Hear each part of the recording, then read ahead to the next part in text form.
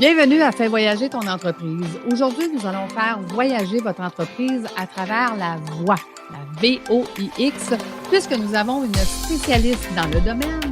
Donc, je parle de Madame Andréane Descoach. Bon, tu es un entrepreneur et au début, c'était le rêve de partir ton entreprise, mais maintenant, tu n'as plus de vie. Alors, ce podcast est pour toi. À chaque semaine, nous ferons voyager ton entreprise à travers le rôle d'entrepreneur au rôle d'administrateur. Tu y gagneras plus de temps, plus d'argent et plus de liberté. Merci de faire partie de mon univers et c'est parti. Bonjour Andréane, comment vas-tu? Bonjour, ça va très bien et je suis très heureuse d'être avec toi aujourd'hui. Écoute, c'est un bonheur partagé. Dis-moi, Andréane, comment c'est arrivé dans ta vie à toi, l'entrepreneuriat? Comment tu es devenue entrepreneur? Est-ce que ça faisait déjà partie de ta famille d'avoir des entrepreneurs? Non, ça ne faisait pas du tout partie de ma famille. Mon père était en droit du travail déjà dans les années 50. Parmi dans les rares Québécois francophones qui avaient eu l'occasion d'aller à l'université, il aurait aimé faire certains changements, mais comme il y avait plusieurs enfants, on était 4, il n'a pas osé prendre de risques financiers. Puis il y avait des bons salaires, il y aurait eu quelque chose à perdre. Dans mon cas, l'entrepreneuriat, ça s'est installé très, très, très discrètement et très, très, très graduellement. En même temps que j'ai commencé ma carrière en orthophonie audiologie, je faisais en même temps du bénévolat dans le monde de la surdité. Okay. Et il n'y avait pas de formation officielle pour rendre professionnels les interprètes pour les personnes sourdes. Donc, ça a été ma première pratique d'entrepreneur indépendante. J'ai commencé à former en privé des gens. En même temps que je travaillais dans un centre de réadaptation en orthophonie audiologie avec des personnes handicapées.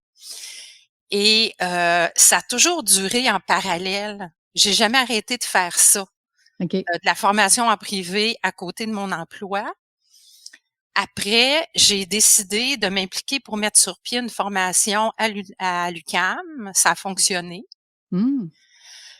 Et pendant que je faisais ça, je faisais plus en privé, mais je considérais que c'était un peu quand même ma business parce que même si j'étais payée par l'université, j'avais moi-même mis sur pied la formation avec 2 autres personnes et le profil que moi j'enseignais, j'avais construit tous les contenus de cours moi-même.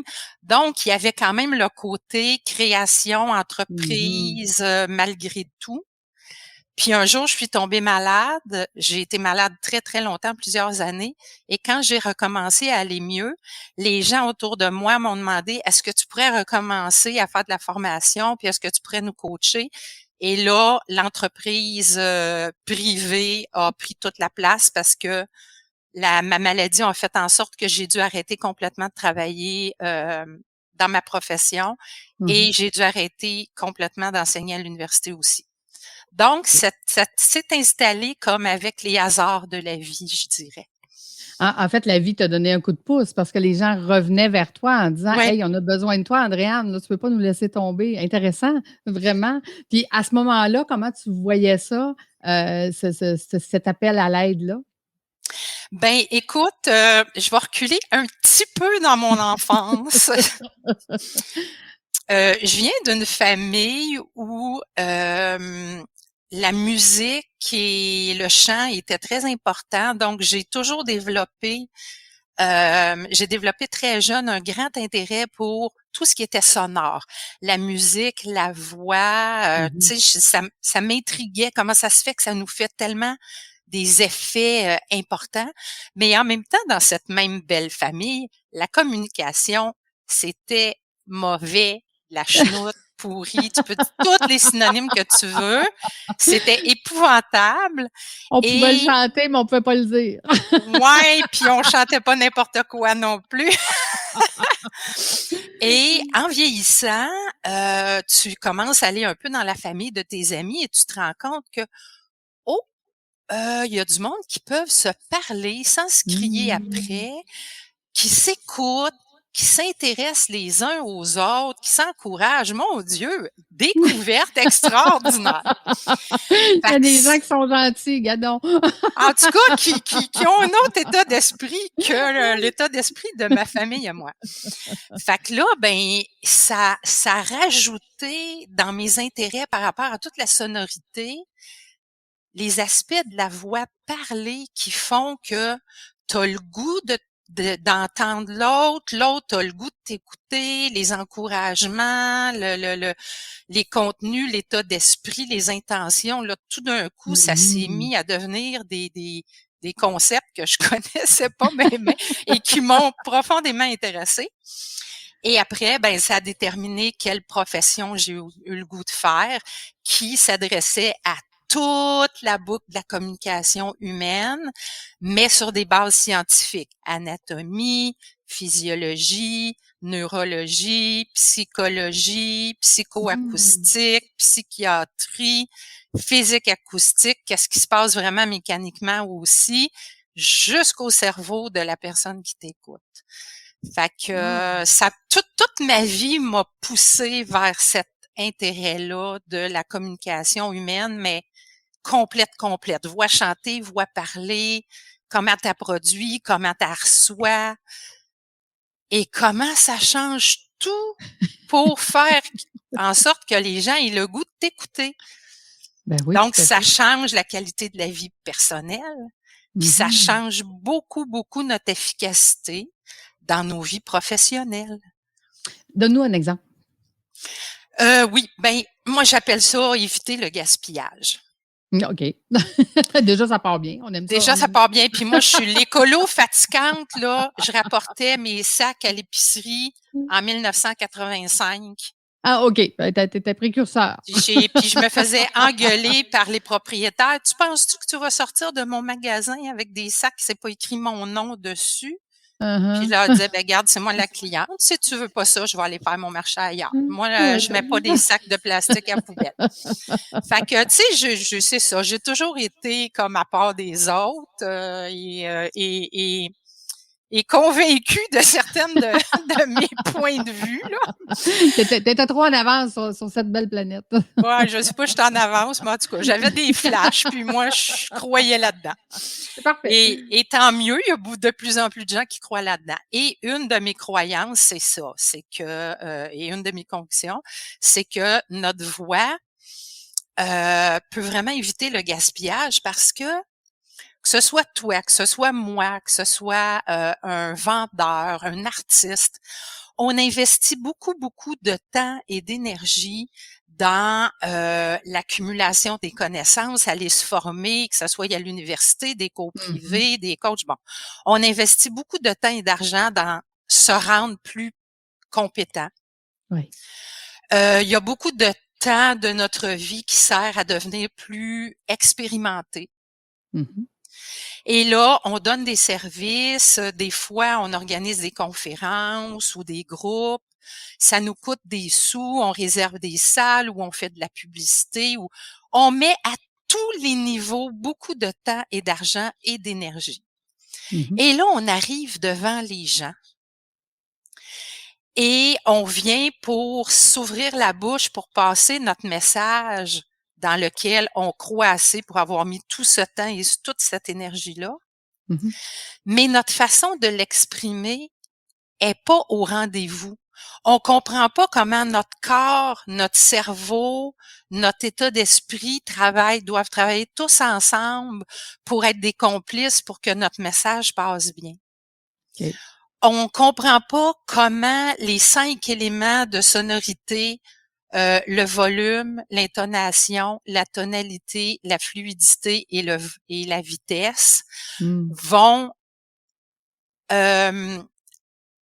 rendre ton message très logique, fort, frappant, ouvrir l'écoute naturelle des gens ou tout fermer parce que c'est agressant ou trop plate, tu te sens mitraillé ou c'est tellement pas en lien, la façon de s'exprimer de la personne et ses formulations sont pas du tout cohérentes ou en lien apparent avec le contenu du message.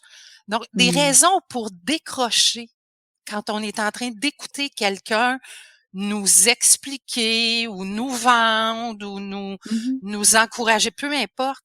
Si la sonorité, la voix, en bon français, fit pas Ouais. avec ton contenu, tes convictions, à qui tu t'adresses, ton état d'esprit, etc., ta mission, ta passion, ben, tu te nuis infiniment. Tu es ton meilleur ennemi et ton message passe mal. Donc, c'est pour ça que j'appelle ça du gaspillage. Tout le travail que tu as fait avant, il profite quasiment pas ni à toi, ni à ceux qui sont venus t'écouter. Ce qui m'amène à te demander, Andréane, mais par contre, on ne peut pas plaire à tout le monde. C'est autant que, je veux dire, physiquement, on ne plaît pas à tout le monde, mais de la façon de notre exprimer et la voix et nos explications, ça ne plaît pas à tout le monde non plus. Exact? C'est très vrai, mais là, on n'est pas dans le plaire. OK. On n'est pas du tout dans le plaire. Puis merci de me donner cette occasion-là d'expliquer que je ne travaille pas du tout la voix et la sonorité dans un but d'esthétique. Les gens qui viennent travailler avec moi, on utilise la compréhension de ce qui se passe dans mon cerveau, dans mon corps, dans l'air et dans le cerveau de la personne qui m'écoute en face de moi. Non pas pour que ce soit beau. Ah, comme elle parle bien. Ah, comme sa voix est belle. Non, non, ça m'intéresse pas. C'est pas pour la beauté. OK. C'est la connaissance du fonctionnement et la compréhension des effets des 5 éléments de sonorité de la voix.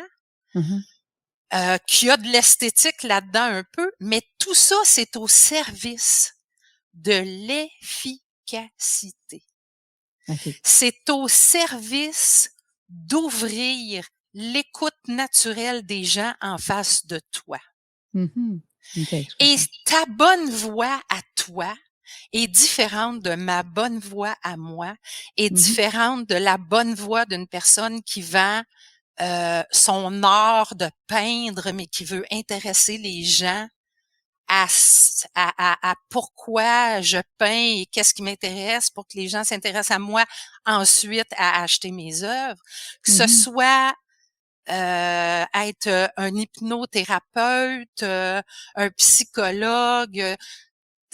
Aujourd'hui, des métiers qui ont la voix comme outil de travail, il y en a beaucoup plus qu'avant.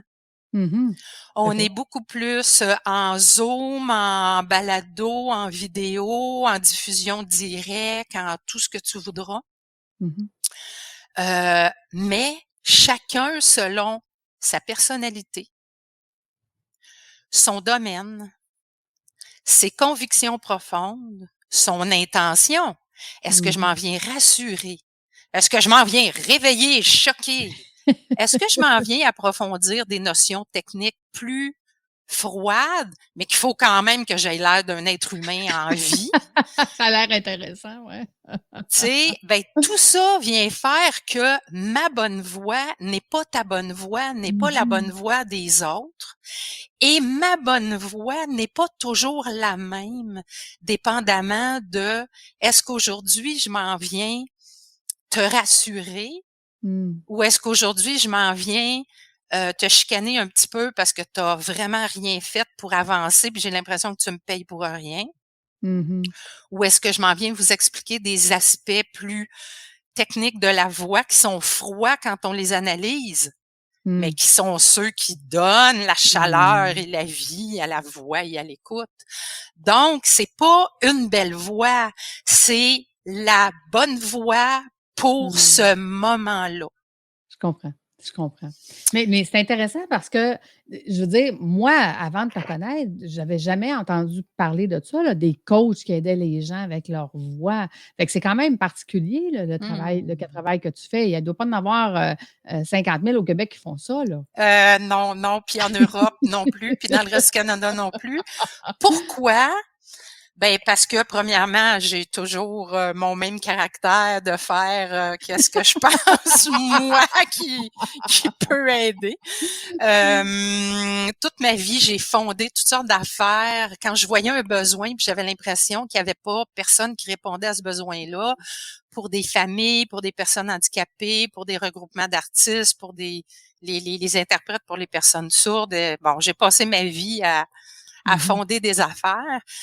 Et là, cette fois-là, ce que j'ai fait, c'est que j'ai déformé ma profession en orthophonie-audiologie et je ne travaille plus avec les personnes handicapées, mais je travaille avec les gens qui ont quand même besoin de produire la voix régulièrement, d'apprendre à être beaucoup moins fatigués globalement en produisant leur voix, à apprendre à être beaucoup moins, avoir la gorge moins fatiguée, moins irritée, moins de laryngite, que ce soit des professeurs ou peu importe. Tout le monde qui utilise sa voix, on est tous à risque de se fatiguer beaucoup, beaucoup, beaucoup la voix et de perdre cet outil-là. J'ai quelqu'un récemment qui m'a fait coucou, m'a dit: «Ouais, ben là, je fais une laryngite, je viens de comprendre l'importance de ta job. Veux-tu me donner des trucs?» Puis la personne a perdu 3 semaines de travail parce qu'elle travaille avec sa voix. Fait que, tu sais, c'est vraiment, de comprendre tous les aspects pour une personne qui utilise sa voix pour transmettre des messages qui ont une certaine conséquence, professionnelle ou personnelle, ben c'est ça que j'ai décidé de faire maintenant pour justement éviter le gaspillage, éviter les malentendus inutiles, éviter que les gens qui font la démarche de partager leur savoir, leurs convictions, parce qu'ils ont vraiment quelque chose à dire qui peut vraiment aider les autres dans un esprit de partage, ou les gens qui, en face d'eux, font la démarche de dire, je vais aller me chercher un service, un webinaire, aller m'informer, ben, qu'ils soient pas découragés puis qu'ils disent pas, ben, non, moi, je vais plus l'écouter, cette personne-là est tellement plate, je comprends rien, ou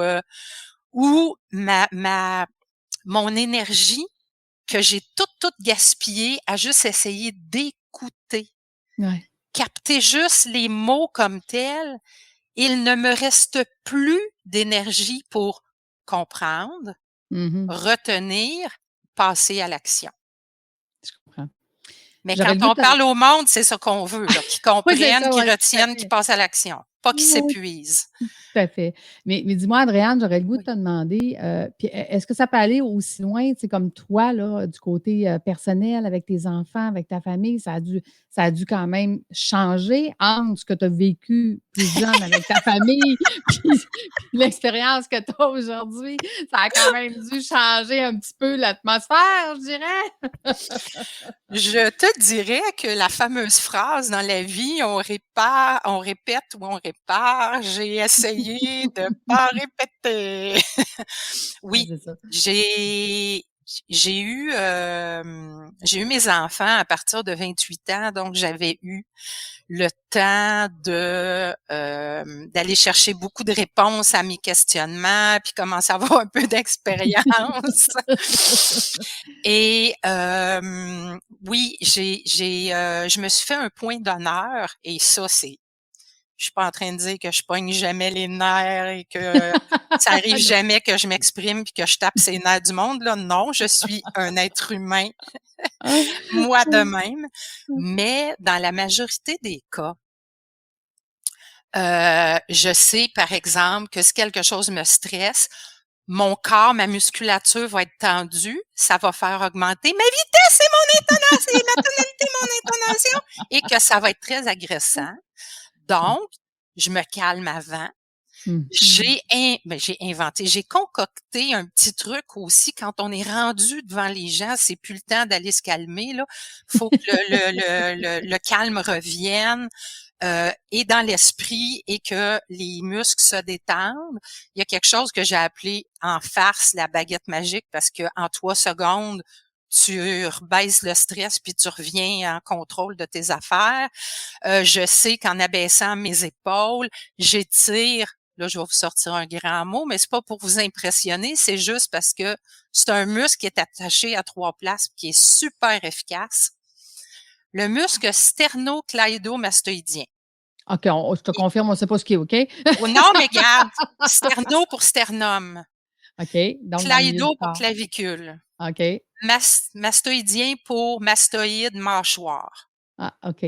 Ce muscle-là, il est attaché à 3 places. Mhm. Quand je suis toute contractée puis que ça fait monter mon time de voix, j'abaisse mes épaules et le muscle qui est attaché aux épaules, qui est attaché au sternum, est attaché aussi de chaque barre de ma mâchoire. Juste ça, ça vient enlever toute la pression, la contraction sur le larynx et ma voix va baisser et ça va redevenir Ah! beaucoup plus agréable à écouter.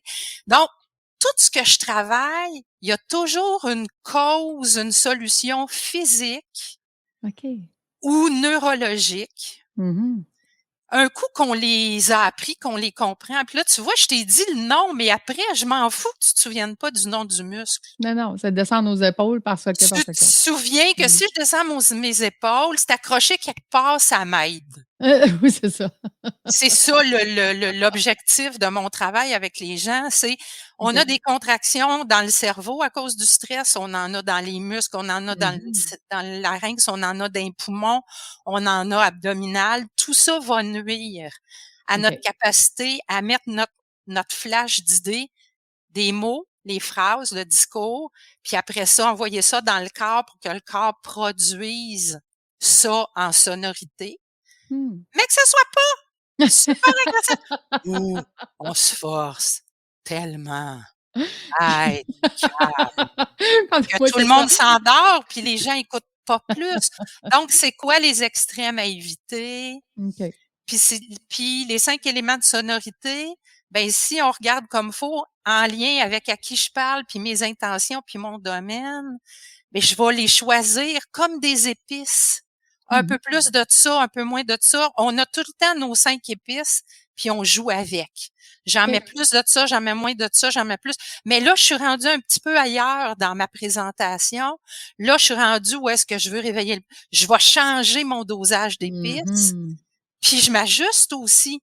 Une chose super importante, qu'on soit en entrevue comme je suis là avec toi, ou que je sois sur une scène ou dans un Zoom devant un grand auditoire qui ne me répondront jamais avec leur voix, Mhm. je dois rester en état d'esprit de conversation malgré tout. Ouais, c'est ça. Et c'est difficile, là, parce que justement, ils ne peuvent pas prendre leur voix pour venir te répondre, Ouais, tu mais sais. c'est ma responsabilité Ouais, comme je locuteur. comprends. La conversation, elle se transforme. Mhm. Je dois être extrêmement attentive à la posture des gens, leur regard et même certains petits bruits, sons, ah, bon. Alors, je me transforme en espion.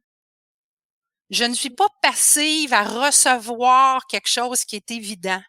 Mhm. Je suis très attentive et je cherche pendant que je parle tous les signes qui me disent ils sont avec toi, ils te suivent Mhm. ou oups, t'es as perdus, oups, ils sont pas d'accord. C'est à moi d'être active Mhm. autant en parlant qu'en étant attentive aux réactions non verbales des gens. Je comprends. Et là, non seulement ça me permet de pouvoir m'adapter puis modifier en temps réel. Oups, je vois beaucoup de points d'interrogation dans vos yeux. Je vais reculer de 2 phrases puis je vais vous dire ça dans d'autres mots. Ah, puis là, ah, OK, là, je vois que ça a mieux passé. Toujours être en train de se réajuster quand on est en train de parler aux gens. Ouais, ben, c'est une raison pourquoi quand je fais mes Zooms, je ne les fais pas en webinaire. Je les fais en Zoom standard parce que je veux voir les gens. Parce que quand on fait en webinaire, on ne Exactement. les voit pas, hein. On est Oui, juste là à faire une présentation. Ils peuvent nous écrire, mais je veux dire, on ne les voit pas. Et oui, moi, je c'est trouve ça extrêmement difficile de ne pas oui, voir les gens, de ne exactement, pas être parce que capable de m'ajuster comme ça. oui, exactement, on n'a pas notre Mmh. feedback Oui. et la deuxième chose qui est un gros gain, c'est qu'on envoie comme message à notre auditoire: «Vous êtes important pour moi et je Ouais. suis pas là pour moi, je suis là pour partager avec vous. Je suis pas Mmh. ici pour me penser bonne, Mmh. pour, avoir ma face dans le journal, pour venir me faire dire après: "Ah, que vous parlez bien"». Non, je suis là parce que je suis tellement convaincue Mmh. que je peux apporter ma petite brique dans la construction des gens qui viennent en face de moi, qui sont dans un processus de s'améliorer, de se poser des questions, peu importe, peu importe. Donc, de faire sentir aux gens, je suis pas là pour moi, je suis là pour vous, je suis là dans un esprit de partage. Mmh. Vous êtes important, je vous le fais sentir, je vous le fais voir, je vous le fais entendre. C'est vraiment très, très important et ça contribue autant que la sonorité et les bonnes formulations à conserver ou augmenter une bonne longueur d'écoute, une bonne durée d'écoute, puis une bonne qualité d'écoute. Ah, écoute, j'en suis convaincue parce que dans mon ancienne vie financière, je passais mon temps à dire aux comptables, aux avocats, aux fiscalistes: «Vos clients ne vous comprennent pas. Mmh, Regardez, mmh, vous leur expliquez pas, ils comprennent pas leur état financier, ils comprennent pas leurs chiffres, ils comprennent pas les stratégies que vous leur proposez». Puis je me souviendrai toujours, j'avais un client qui, à un moment donné, m'appelle puis qui me dit: «Lucie, Lucie, il faut que je te voie». Puis moi, un client, c'était déjà préparé, je savais déjà de quoi j'allais parler. Je disais, mon dossier était prêt. Puis là, je disais: «OK, qu'est-ce que tu veux, je prépare?» Elle dit: «Rien, je veux juste aller prendre un café». Ben voyons, un client qui va aller prendre un café. Puis il m'explique justement que la veille, il avait rencontré son comptable, son avocat, son fiscaliste, tous en même temps. Il essayait d'y expliquer quelque chose, mais il avait rien compris. Puis là, il me sort une napkin avec un mot, puis il me dit: «Lucie, explique-moi ça». Et je suis partie à rire. J'ai dit: «C'est tellement drôle». Puis j'ai dit: «Moi, je ne suis pas payée à l'heure. Eux autres sont tous payés à l'heure, puis tu as rien compris de ce qu'ils ont dit, mais je vais t'expliquer simplement ce qu'ils ouais. essayaient de te faire comprendre». Mais Fait que c'est tu sais, ça, c'est que ouais. ces gens-là, que soit en conférence ou en service direct avec un Mmh. client, il y a une trop grande partie des professionnels dont je suis et je me suis fait beaucoup chicaner, moi, par mes collègues parce que je m'exprimais pas avec le modèle la professionnelle Mmh qu'il mh. faut qui impressionne un peu, puis qui met de la Mmh. distance. Mais moi, j'ai jamais embarqué là-dedans. J'ai toujours trouvé que c'était, contre-productif et antipédagogique. Tout à fait. Donc, quand on s'adresse aux autres et qu'on répond à nos questions à nous Mmh. et qu'on veut, rencontrer nos références à nous, d'être le bon professionnel, d'avoir bien parlé avec les bons mots, techniques et que Ben ça non. aurait plu à un professeur d'université, Mmh. ben on est dans le champ. Absolument. On n'est pas là Absolument. du tout pour nos clients. Puis même, je dis des fois à certaines personnes en farce, quand ils me disent: «Ah là, je m'étais préparé tout mon texte, je savais tout quoi dire, puis là, j'ai commencé à parler, puis là, il y a quelqu'un qui m'a posé une question, puis j'ai perdu le fil». Puis là, je leur dis: «Ben oui, mais c'est parce que toi, tu le sais pas Mmh. que tu es pas juste une cassette, pèse sur le piton puis pars, mais ton client, lui, il le sait, puis une cassette qui part puis qui interagit pas, il en veut pas. Ouais, c'est ça. C'est pas son besoin, c'est d'interagir». Quand là, je reste accrochée à mon ancienne référence, c'est quoi parler comme un professionnel? Là, j'ai tout mon schème d'analyse, là, tous mes points à rencontrer pour être fière de moi après. Mmh mh. Puis là, je suis en conversation entre moi puis moi, tout le temps. Mmh mh. Puis le monde en face de moi, là, ils ont plus d'importance. Mmh. Si je m'en vais dans l'état d'esprit de la conversation, du partage et de surtout avoir compris que je ne m'en vais jamais pour impressionner les gens, mais Mmh. pour répondre à leurs besoins puis les écouter autant que je parle. Là, je suis rendue dans une conversation avec les gens en face de moi et plus entre moi et moi.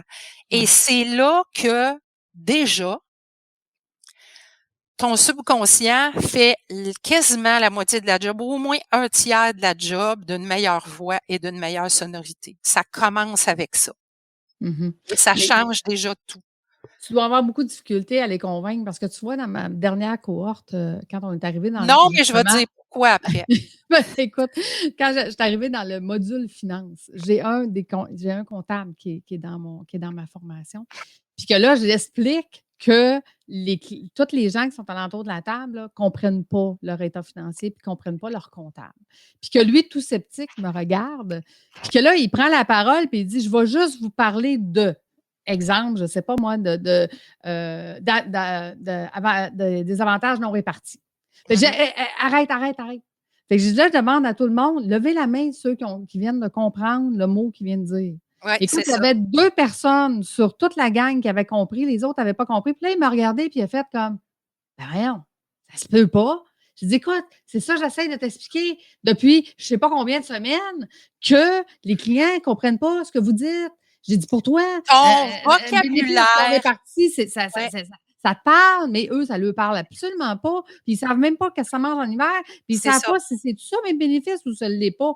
Tu sais? Fait que j'ai dit: «Vous expliquez pas les choses». Écoute, c'est il est ça. tombé Mais des en nues. fait, c'est même pas expliquer, c'est vous choisissez le pire Ouais, vocabulaire.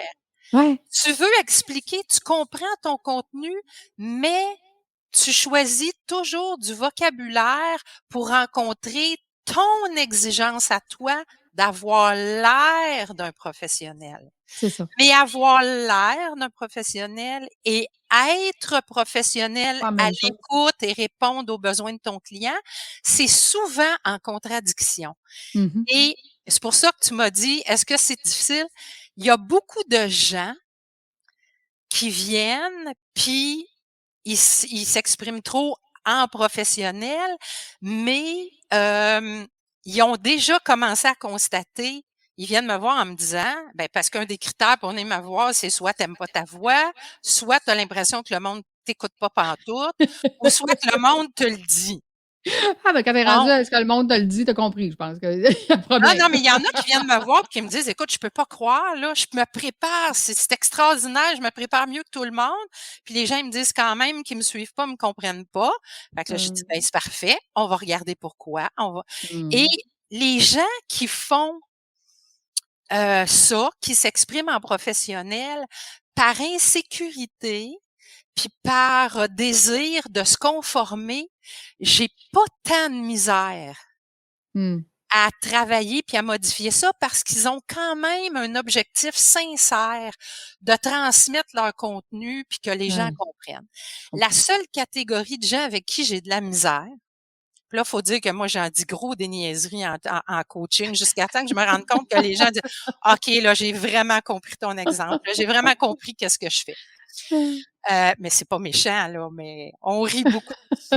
Et la seule catégorie avec laquelle je suis pas capable de travailler, puis qui viennent habituellement même pas me demander rien, puis c'est bien correct, c'est les gens qui sont convaincus qu'il n'y a pas d'autre modèle à utiliser que d'avoir l'air d'un professionnel érudit avec un vocabulaire technique et Mmh mh. qu'il faut impressionner et qu'il faut être sur un piédestal. Ah Les bon. gens qui ont cette conviction-là, je peux rien faire. Ah ben non, ils veulent pas changer, ça c'est clair. Ils veulent pas changer. Mais il y a beaucoup, beaucoup, beaucoup de gens qui m'arrivent et qui me disent: «Moi, je suis la personne qui s'exprime en professionnel, mais je veux pas rester comme ça parce que là, je comprends vraiment que ça marche pas, mais je sais pas comment faire autrement». Ouais, Et là, c'est ça. on part. Et là, Mmh. on repersonnalise, on revient vraiment à soi, état d'esprit, intention, formulation, sonorité, se donner des permissions, comprendre ton corps qui est très influencé par ton état d'esprit et ces références-là de «faut que j'aille de l'air d'un professionnel».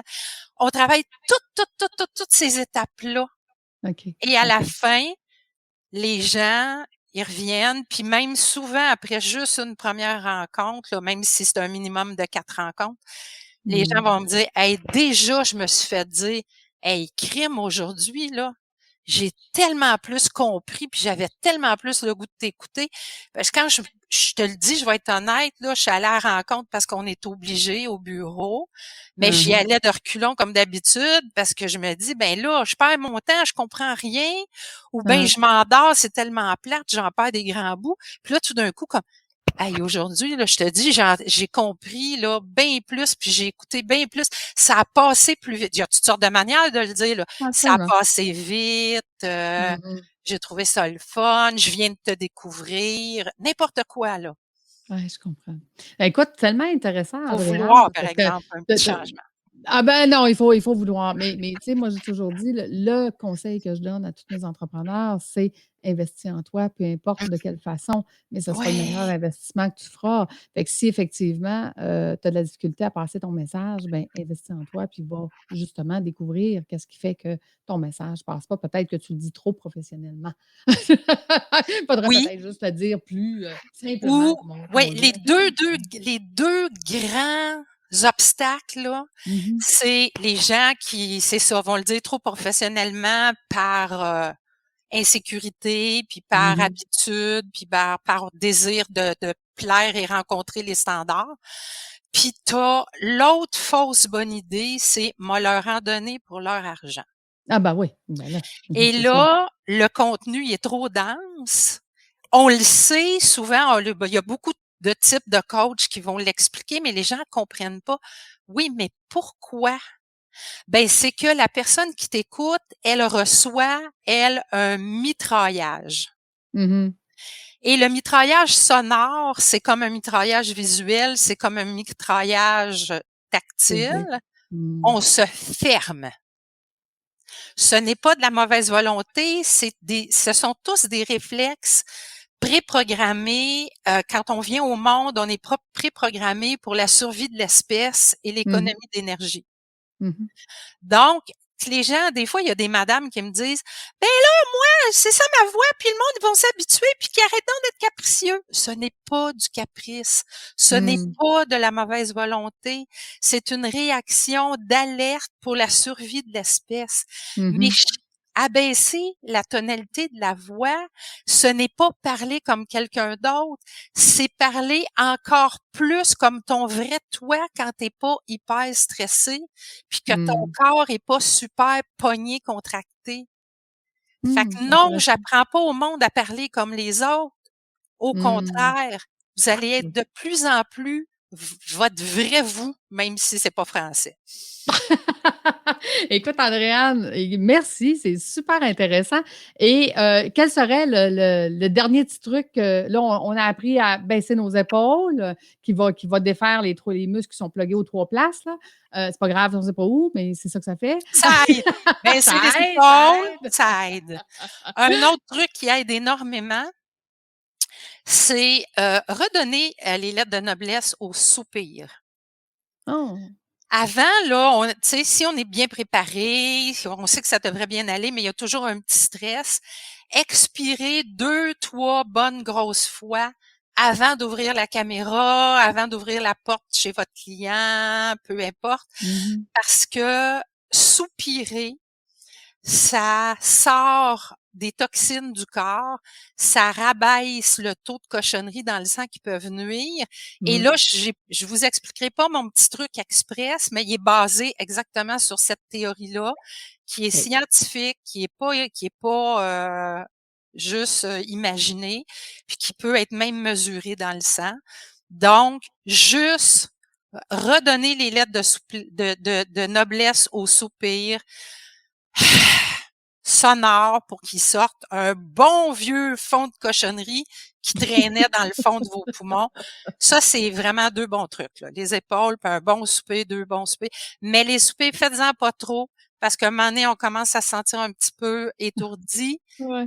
Trop abaisser le CO2, c'est aussi dangereux que d'en avoir trop dans notre sang. Mmh.